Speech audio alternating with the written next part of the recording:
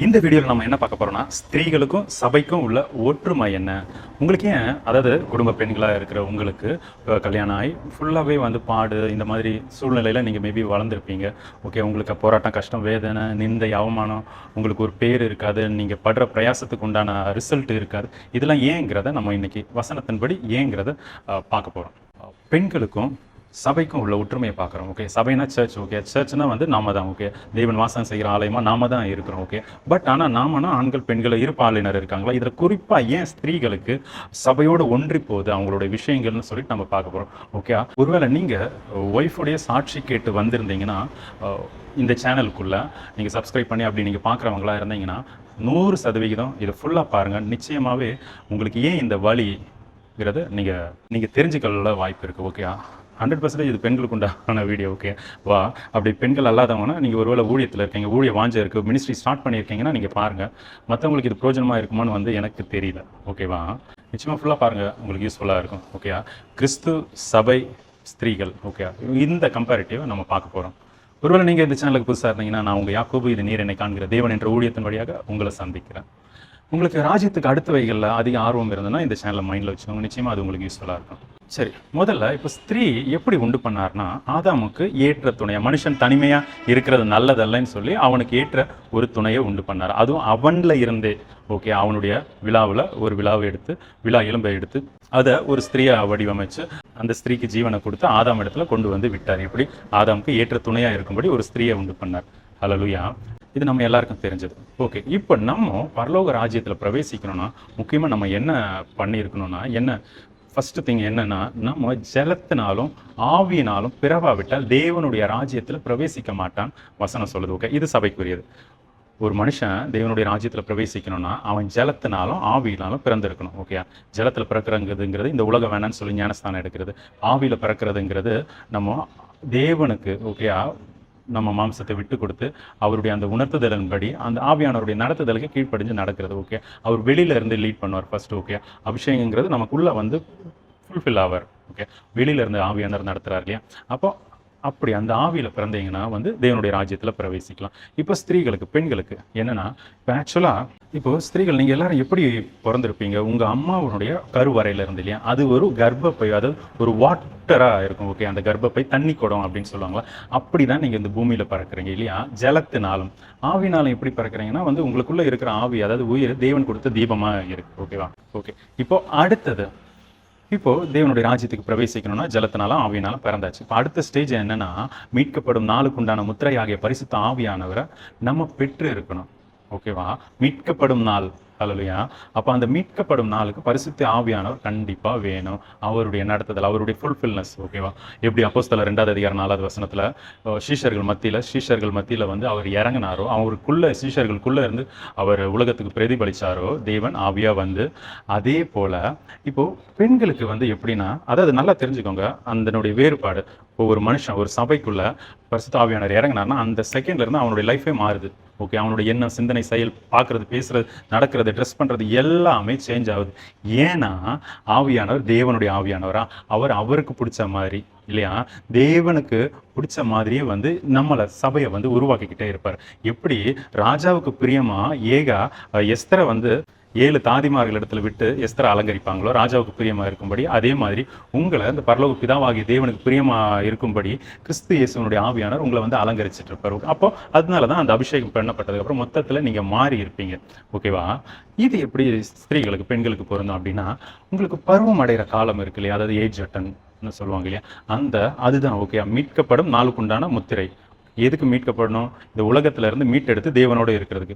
இப்போ பருவம் அடைகிறதுங்கிறது என்னன்னா, உங்களுடைய கர்ப்பப்பையில உருவாகிற மாற்றம். அதாவது நீங்க திருமணத்துக்கு குவாலிஃபை ஆகிறீங்க. ஓகேவா, நீங்க பிள்ளைகளை சுமக்கிறதுக்கு குவாலிஃபை ஆகிற அந்த ஃபர்ஸ்ட் ஸ்டேஜ் தான் வந்து பருவம் அடைகிறது. ஓகே, அப்போ நீங்க நல்லா யோசிச்சு பாருங்க.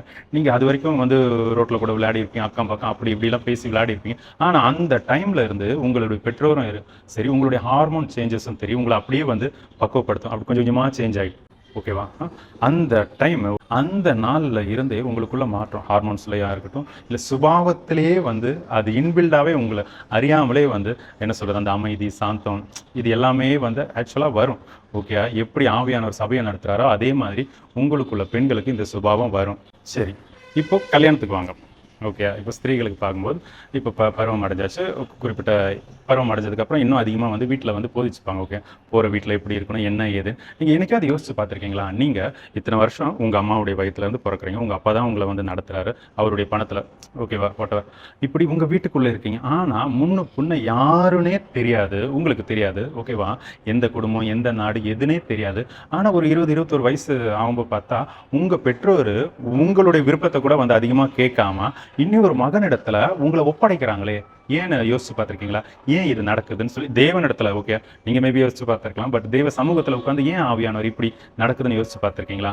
நான் யோசிச்சு பார்த்துருக்கேன். எனக்கு ஆவியானவர் சொல்லி கொடுத்தது தான் இது.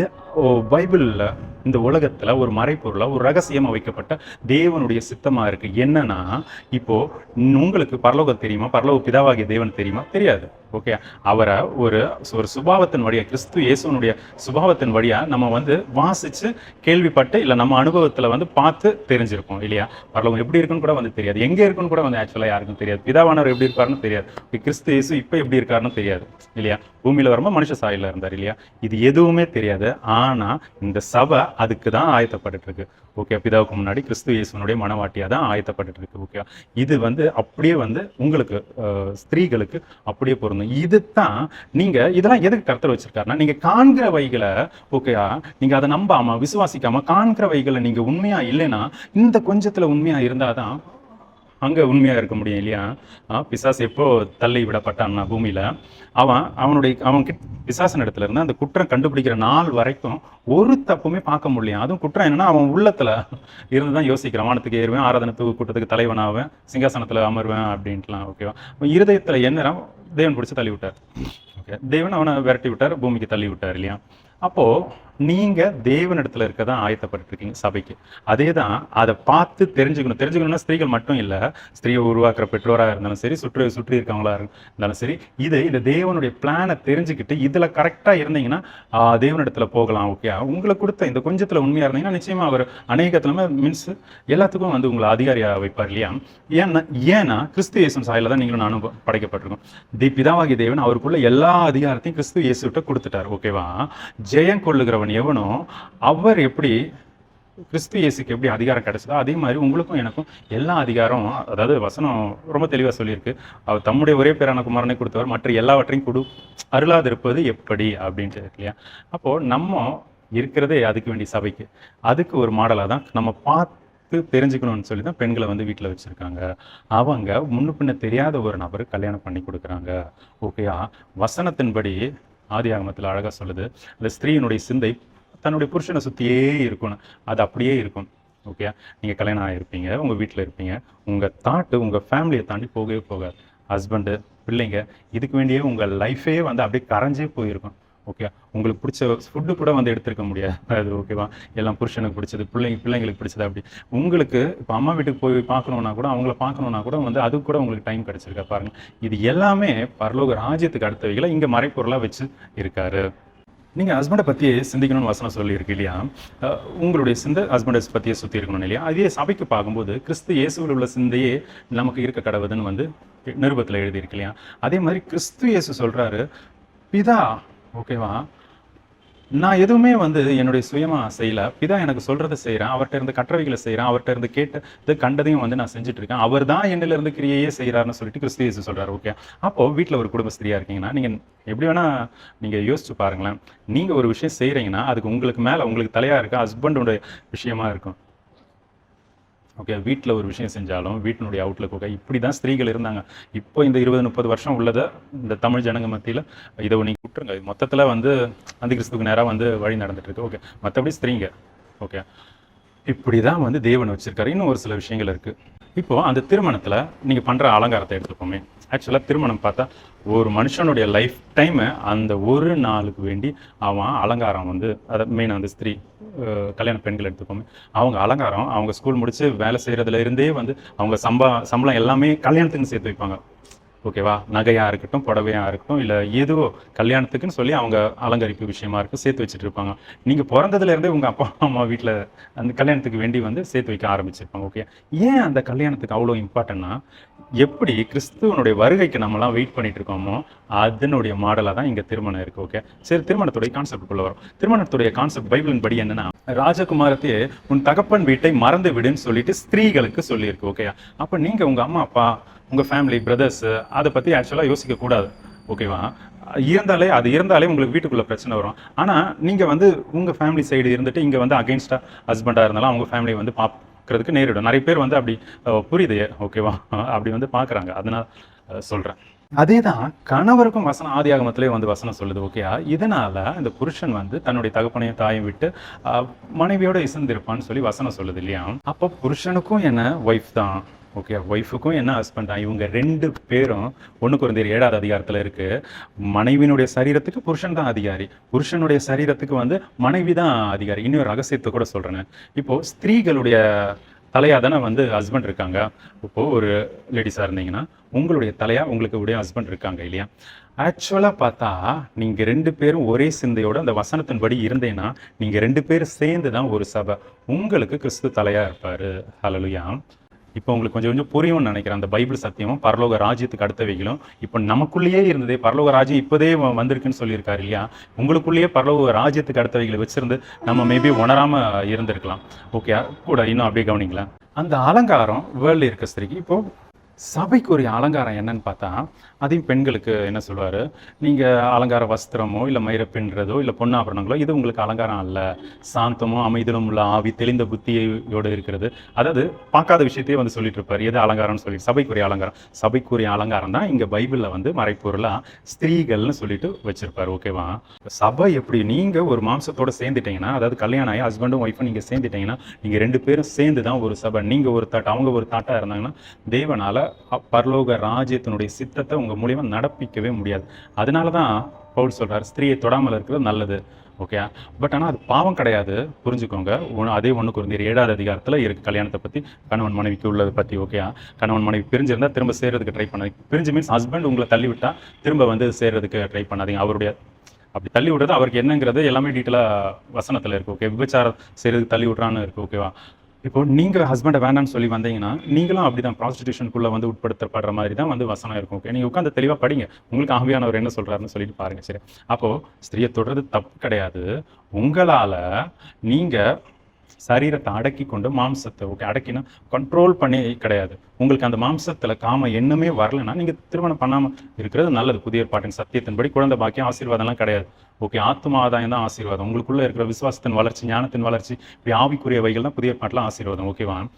அப்ப நீங்க வந்து இப்படி வச்சு நீங்க பார்த்து நீங்க கேட்பீங்க. அதனாலதான் நான் சொன்னேன். ஓகேவா? ஆதி ஆகமத்தில் நீங்கள் பழகி பெருகுங்கள் சொல்லியிருக்காரு. அப்போ தேவன் தானே வந்து ஹஸ்பண்ட் ஒய்ஃபை சேர்க்கிறாரு. இப்படியெல்லாம் இருக்கு. ஓகேவா? ஆக்சுவலா நீங்க டிரான்ஸ்லேஷன்ல வச்சு பார்த்தீங்கன்னா அவர் மனுக்குலத்தை உண்டு பண்றாருன்னு ஒரு மனுஷனை இல்லை நீங்கள் பழகி பெருகுங்கள்னு சொன்னது. ஓகே. அவருடைய அந்த தாட்டை வந்து இங்க வைக்கிறார். ஓகே. மனுஷனை உருவாக்கி இவங்க மூலியமா ஜனங்கள் பெருகட்டும் அப்படின்னு நீங்க கேட்கலாம்.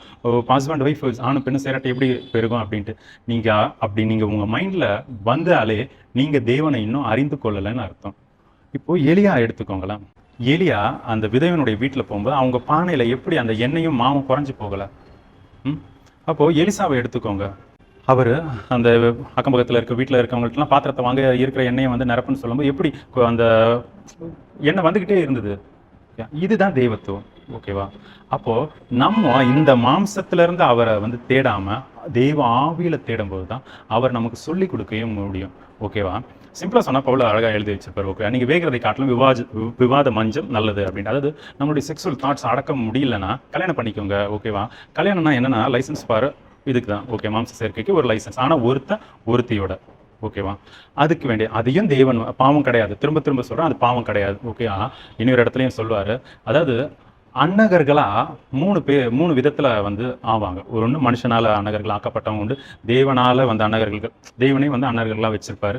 ஒரு சிலர் வந்து தங்க சுயத்திலே வந்து அன்னகரா பிரிஞ்சு வர்றது உண்டு. ஓகே, அப்போ தேவனுக்குன்னு தங்களை அன்னகர்கள் ஆக்குறவங்க இப்படி இருக்கலாம். ஓகே, தேவனே வந்து ஒரு சிலர் வந்து நம்ம ஞானின்னு சொல்லிட்டு இல்லை சயின்ஸ்ன்னு சொல்லிட்டு பார்த்துருப்போம். ஓகே, அவங்க பிறக்கும் போதுலேருந்து அப்படி இன்சிஸ்ட் பண்ணி, இல்லை தேவனே வந்து இப்போ எரேமியாலாம் எப்படி தாயின் கருவில் உருவாகிறதுக்கு முன்னாடி பேர் சொல்லி அழைச்சார்ல, அப்போ இப்படி உண்டு. ஓகே, அதனால ஐயோ இது தெரியாமல் கல்யாணம் பண்ணிட்டேன்லாம் நினைக்காதீங்க. ஹஸ்பண்டோட சந்தோஷமா இருங்க, நீங்களும் ஒய்ஃபோட ஹாப்பியாக இருங்க, தப்பு கிடையாது. ஓகே, இதுக்கு ஒரு எக்ஸாம்பிள் வேணா சொல்லணும். இதை உறுதிப்படுத்துறதுக்கு நீங்கள் அபிஷேகம் பண்ணப்பட்டு தேவனோட நல்ல க்ளோஸாக இருந்தீங்கன்னா, ஆவிக்குரிய விஷயத்தில் இருந்தீங்கன்னா, உங்களுக்கு இந்த தாட்ஸே வராது. மாம்ச சேர்க்கையினுடைய தாட்ஸே வந்து வராது. ஒருவேளை ஹஸ்பண்ட் விருப்பப்பட்டால் நீங்கள் அனுமதிச்சிருக்கலாம். ஓகேவா, உங்களுக்கு எப்பயாச்சும் வரும். ஓகே, நம்ம கொஞ்சம் ஸ்பிரிட்டில் இருந்து கொஞ்சம் குறையும் போது அந்த ஆசைலாம் வரும். ஓகே, சரி, நான் அதான் இந்த சப்ஜெக்டுக்குள்ளே டீப்பாக போகலை. ஓகே, நிறைய யாரும் வந்து இதை பற்றி எடுத்து சொல்லாதனால வந்து இந்த நேரத்தில் இங்கே இருக்கும்போது ஆவியானவர் உணர்த்துறதை வந்து சொல்கிறேன். ஓகே, இதுதான் வந்து உங்களுக்கு உண்டான அடையாளம். இந்த அதிகாரம் ஃபுல்லாகவே வந்து உங்களுக்கு எழுதி வைக்கப்பட்டிருக்கு. ஓகேவா, அதனால தேவன் நினைச்சதை பிரிக்க ட்ரையே பண்ணாதீங்க. அவர் பிரிக்க மாட்டார். அவர் பிரித்ததையும் வந்து நீங்கள் சேர்க்கறதுக்கு ட்ரை பண்ணாதீங்க. ஓகே, ஹஸ்பண்ட் ஒய்ஃபு உங்களுக்கு நீங்கள் சேர்ந்தீங்கன்னா நீங்கள் கடைசி வரைக்கும் உங்களுக்கு அவர் தான், அவருக்கு நீங்கள் தான். ஓகே, நீங்கள் தான் வந்து ஒரு குடும்பம். உங்கள் 2 பேரும் சேர்த்து தான் கிறிஸ்து தலையாக இருக்காரு. ஓகேவா, கர்த்தர் உங்களை ஆசீர்வதிப்பார். தொடர்ந்து அப்படி கவனிங்க. அப்போ இந்த அலங்காரம் நம்ம ஃபோக்கஸ் பண்ண வேண்டியது இதுதான், ஆவிக்குரிய அலங்காரம். அதுக்கு ஒரே ஒரு வசனத்தை மட்டும் 1 பேதுரு 3ஆவது அதிகாரம் 4வது வசனம் வாசிக்கிறேன். அழியாத அலங்கரிப்பாக இருக்கிற சாந்தம் அமைதலும் உள்ள ஆவியாகிய இருதயத்தில் மறைந்திருக்கிற குணமே உங்களுக்கு அலங்காரமாக இருக்க கடவுது. அதுவே தேவனுடைய பார்வையில் விலையேற பெற்றது போட்டிருக்கு. ஓகே, அப்போ நம்ம எந்த அலங்காரத்தை ஃபோக்கஸ் பண்ணிட்டு இருக்கோம்? ஓகே, ஆக்சுவலாக சபைன்னா ஆணும் பெண்ணும் கணவனும் மனைவியும் சேர்ந்து தான் சபை. ஓகே, அப்போது 2 பேரும் சேர்ந்து எதுக்கு நம்ம ஃபோக்கஸ் பண்ணணும்? நம்ம சாந்தமாக அமைதியாக, எனக்கு தெரிஞ்சு ஃபஸ்ட்டு நீங்கள் நாவை அடக்க ட்ரை பண்ணுங்கள். ஓகேவா, நாவை அதை அடக்கிறது எப்படின்னு சொல்லிட்டு யாக்கோபு 3ஆவது அதிகாரத்தில் இருக்கும். ஓகேவா, அப்போ நாவை அடக்கிறோன்னா அதுக்கு முன்னாடி இருதயத்தை எல்லா காவலோடும் காத்து வந்து அடக்கிற மாதிரி இருக்கும். இருதயத்தை காத்துக்கொள்ளணும்னா தேவ ஆவி இல்லாமல் காத்துக்கொள்ள முடியாது. தேவனால தான் முடியும், தேவ ஆவியானால் தான் முடியும். ஓகேவா, இதை நீங்கள் ப்ராக்டிஸ் பண்ணுங்கள். ஓகே, நிச்சயமாக வந்து உங்களுக்கு தேவன் விரும்புகிற அலங்கரிப்பாக இருப்பார். ஓகே, நான் சீக்கிரம் முடிக்கிறேன். சரி, இப்போது ஹஸ்பண்ட் ஒய்ஃப் மாம்ச சேர்க்கையில் உள்ளது ஸ்பிரிச்சுவலாக எப்படின்னு பார்க்கணுன்னா, இப்போது மனுஷனுடைய வித்து மனுஷிக்குள்ளே இருந்து அது ஒரு கருவாக உருவாகி குழந்தையாக வெளியே வருது. இதுதான் விஷயம். இதே தான் ஸ்பிரிச்சுவலாக சபைக்கு எப்படின்னு பார்த்தீங்கன்னா, வித்துனா என்னென்னா தேவனுடைய வசனம் தான் வித்து. 23வது வசனம் 1வது அதிகாரம் 1 பேதுருவில், அழிவுள்ள வித்தினாலே அல்ல என்றென்றைக்கும் நிற்கிறதும் ஜீவனுள்ளதுமான தேவ வசனமாகிய அழிவில்லாத வித்தினாலே மறுபடியும் ஜெனிப்பிக்கப்பட்டிருக்கிறீர்கள். அப்படி அழிவில்லாத வித்து எது? தேவ வசனம். ஓகே, நம்மளாம் அப்படிதான் வசனத்தினால தான் ஜெனிப்பிக்கப்பட்டிருக்கோம். அதுதான். அப்போ வசனம் நமக்குள்ள சபைக்குள்ள போகுது, போயிட்டு நமக்குள்ள இருந்து எப்படி புறப்படுதுன்னா, நம்ம சாட்சியா வாழணும் இல்லையா? நம்ம அப்படி வாழும்போது இந்த சாட்சியை பார்த்து மற்றவங்க அது தேவனிடத்துல திரும்புகிறாங்க. ஓகே, இந்த வசனம் ஓகேவா அவங்களுக்குள்ள போகுது. அப்போ அவங்க தேவனுடைய ராஜ்யத்துக்குள்ள வராங்க. ஓகே, ஆத்மா ஆதாயம். ஓகே, மகப்பேர், அதாவது குழந்தை பேருங்கிறது ஸ்பிரிச்சுவலாக பார்க்கும்போது அது ஆத்மா ஆதாயமா எப்படி இங்கே புருஷனுடைய வித்துனால ஜெனிப்பிக்கப்படுறாங்க, இங்கே கிறிஸ்துவனுடைய வித்து தேவ வசனமாகிய வித்துனால ஜெனிப்பிக்கப்பட்டு இப்படி தான் வந்து ஆத்மா ஆதாயம் இருக்குது. இங்கே ஆத்மா ஆதாயம், இங்கே குழந்தை பேர். ஓகேவா, இந்த குழந்தை பேருக்கு அப்புறம் இப்போ உங்களுக்கு புரியும் பாருங்களேன். ஸ்திரீகள் நீங்கள் குழந்தை பெற்றுக்கிட்டதுக்கப்புறம் இன்னுமே உங்களுக்கு ஹார்மோன்ஸ்லாம் மாறிடும். உங்கள் தாட் அப்படியே நீங்கள் உலகத்தையே மறந்து குழந்தை, ஹஸ்பண்ட், இது 2 தவிர வேறு தாட்ஸே இருக்காது. அதுவும் அதிகமாக குழந்தை மேலே தான் இருக்கும். இதுக்கு வேண்டி உங்கள் சாப்பாடு, உங்களுடைய ஆசை, உங்களுடைய அழகு எல்லாத்தையும் தியாகம் பண்ணுவீங்க. ஓகே, அப்படி இருக்கிறவங்க தான் மேக்ஸிமம் இந்த வீடியோ பார்ப்பாங்க இல்லையா? அப்போது இது ஏன்னா இது அப்படியே இந்த சுபாவம் சபைக்குள்ளே இருக்கும். பவுல் எடுத்துங்க, அவர் கமாலின் பாதத்தில் படித்தவர் இல்லையா? கமாலின் பாதம்னா அது நீங்கள் உட்காந்து பாருங்கள், நெட்டில் நிறைய விஷயங்கள் இருக்கும். ஓகே, எவ்வளோ எக்ஸ்பென்ஸ் ஆகுது, அது கற்றுக்க எவ்வளோ ஆகும், அப்போ எவ்வளோ வெல்த்தியராக இவர் பவுல் இருந்தார் அப்படின்னு. அப்பேற்பட்ட பவுல் சொல்கிறாரு பிலிப்பில், எல்லாவற்றையும் நஷ்டம் எண்ணுகிறேன், குப்பையமாக விடுறேன் அப்படின்னு சொல்கிறார். ஓகே, ஏன்? தேவனை அறிகிற அறிவுக்காக. ஓகே, தேவனை அறிஞ்சுக்கணுங்கிறதுக்கு வேண்டி இதெல்லாம் விடுறாரு. ஏன்னா இதை விட்டால் தான் தேவனை அறிஞ்சுக்கொள்ள முடியும். நீங்கள் உங்கள் தாட்ஸு, உங்களுடைய சுயம், உங்கள் ஆசை, வேலை, ஒர்க்கு, வெளியில் அவுட்டிங் இதெல்லாம் யோசிச்சிங்கன்னா பிள்ளையை பார்க்க முடியாது. கரெக்டாக உங்கள் குழந்தைய பார்க்க முடியாது. வேறு யார்கிட்ட ஹவுஸ் மேட் அப்படி ஏதாவது வச்சு பார்த்தீங்கன்னா உங்களுக்குள்ளே இருக்க அன்பு அங்கே குழந்தைகிட்ட போகாது, உங்களுக்குள்ளே இருக்க சுபாவம் குழந்தைகிட்ட போகாது. கரெக்டாக? அப்போது தேவன் இப்படி தான் வச்சுருக்கார். அவர் ஒரு ஸ்ட்ரக்சர் பண்ணி கொடுத்துருக்கார். இப்போ மாறிக்கிட்டே போகுது. ஓகே, அதனால தான் சொல்கிறேன், அந்த கிறிஸ்துவனுடைய ஆளுக்கு ரொம்ப சீக்கிரமாக இருக்குது. அதுக்கு முன்னாடி கிறிஸ்துவ உங்களையும் என்னை நிச்சயமாக எடுத்து போவார். கர்த்தருக்குள்ளே விசுவாசிக்கிறேன், நீங்களும் நம்புங்க. ஓகே, நீங்கள் எல்லாம் ரொம்ப விலையேற பெற்றவங்க. ஓகே, அதை ஃபஸ்ட்டு நீங்கள் விசுவாசிங்க.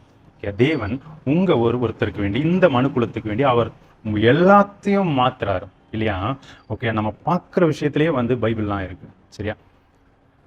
இன்னும் அதிகமாக பார்த்தா நீங்கள் எப்படிலாம் இருக்கிறீங்க இந்த பிள்ளை பிறந்ததுக்கப்புறம் அப்படிங்கிறத பார்க்க பாருங்கள். உங்கள் ஹெல்த்தை கேர் பண்ண மாட்டீங்க. ஓகேயா, குடும்பத்துக்கு வேண்டியே வாழ்வீங்க. அதிகமாக வேலை செய்வீங்க. காலையிலேருந்து நைட் வரைக்கும் வேலை செஞ்சுக்கிட்டே இருப்பீங்க. வீடு, பிள்ளைங்க, சமையல் அப்படி ஓகேவா? இதில் அம்மா வீடு அது இதுன்னு சொல்லிட்டு நீங்கள் ஒர்க் பண்ணிட்டு இருப்பீங்க. உங்களுக்கு வலி ஜாஸ்தியாக இருக்கும் ஓகேவா? அதை குடும்பத்துக்காக நீங்கள் வலியை சுமைக்கு தாங்குறவங்களா இருப்பீங்க. அதிகமாக ஃபேமிலி மேலே பற்றுள்ள அன்புள்ளவங்களா இருப்பீங்க. குடும்பத்துக்கு வேண்டி சமைப்பீங்க, க்ளீன் பண்ணுவீங்க, சொல்லிக் கொடுப்பீங்க, மெயின்டைன் பண்ணுவீங்க. இந்த 4 விஷயமும் வந்து ரிப்பீட்டடாக வந்து செஞ்சுக்கிட்டு இருப்பீங்க ஓகேவா? சமையல், க்ளீனிங், டீச்சிங், மெயின்டைன். இது அப்படியே ஸ்பிரிச்சுவலாக வரும். ஒரு ஆவிக்குரிய மனுஷன், ஒரு சபை வந்து இது அப்படியே இருக்கணும். நம்ம வசனம் என்ன சொல்லுது, நம்ம பிறனுடைய வைகளை குறித்து என்ன கடவான் அப்படின்ட்டு. நம்ம நமக்காக இல்லை, மற்றவங்களுக்காக நம்ம இங்கே பூமிக்கு அனுப்பப்பட்டிருக்கோம். கிறிஸ்து இயேசுவும் சொல்கிறார், ஊழியம் கொள்ளும்படி இல்லாமல் ஊழியம் அவர் செய்கிறதுக்கு வந்தேன் அப்படின்ட்டு. ஓகே, உங்களுக்கு பெரியவராக இருக்கணும்னு என்றவங்க இங்கே எல்லாருக்குமே வந்து வேலைக்காரனா ஊழியம் செய்கிறவங்கள இருக்கணும் அப்படின்ட்டு இல்லையா?